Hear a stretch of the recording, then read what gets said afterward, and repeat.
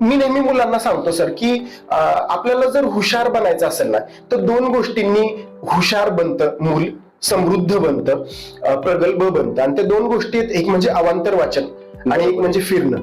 मग अवांतर वाचन, आता तुम्हाला आठवत असेल सर, आपण आपल्या लहानपणी श्रीमान योगी असेल, छावा असेल, एपीजे अब्दुल कलाम साहेबांचं अग्निपंख, मला आठवतंय सर की मी 10वीच्या आतच हे सगळं वाचून झालं होतं. बरोबर. आणि आजची मुलं वाचतात का, अवांतर वाचन करतात का? नाही करत. मी रोज आहे ना मुलांना रोज बघतो ना.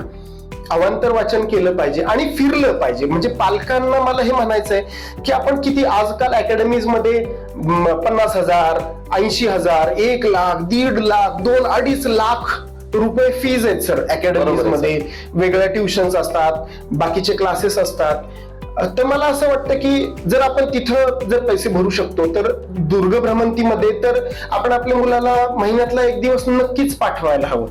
बरोबर. काय होतंय सर, हे एज्युकेशन आहे, हे प्रॅक्टिकल एज्युकेशन आहे. आणि म्हणजे माझा मुलांवर जास्त जोर आहे, कारण की दुर्गवाडीची सुरुवात मी मुलांसाठी केलेली.